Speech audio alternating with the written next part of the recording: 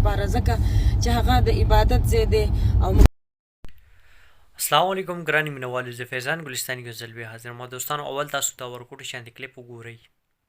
د عرب کې کانسرټس دی او ما د هغې انکار وکړو، نو زما استاد زما نه لږ ګیله. نو دوستانو تاسو چې دی نو د ورکوټو شانتي کلیپ ته نازیه اقبال هغه واورېدلو سیم کړو، نو په دې کې دا خبره کوي نازیه اقبال چې دی نو زما استاد ما نه ګیلهمن دی. هغه ورته ویلي وو چې په سعودي عرب کې چې دی نو یو کنسرټ دی، شو دی، نو ته به راځې ته به هلته کې سندره به وې.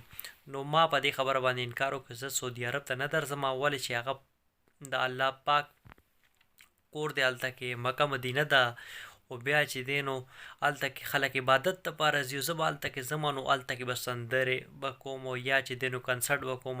نو دوستانو خبره داسې ده، الله پاک چې چاله هدایت ورکړي نو هغه انسان چې دی نو غلط کارونو نه باز راشي.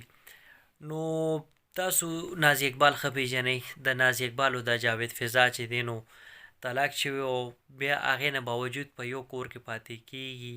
نو دا خبره چې دی نو خپل ځای کې، او بل خواته هغې ته چې کوم آفر ملو شوی نو د دې د نازیه اقبال په زړه کې د الله پاک یره خوف و، نو دی انکار وکړو زه چې دی نو په پاک خورو باندې لاړ شم او هلته کې به زه چې دی نو سندرې به ویم. نو دا خبره زما نه ده خوښه او زه دا کار نشم کولی. ډېر ښه کار یې کړی دی، او دا خبره ده دوستانو چې الله پاک چاله هدایت ورکړي نو په هر رنګه ورکولی شي.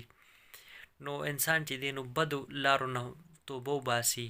نو اوس چې کوم خبره نازیه اقبال کړې ده بالکل صحیح کړې ده، ولې چې دی یو ښه کار کړی دی، په پاکې خور باندې لاړ شي هلته کې به سندرې ووایي، نو د هغې څه فایده خو شته دی نه، ګناه ده، اسم ګناه ده.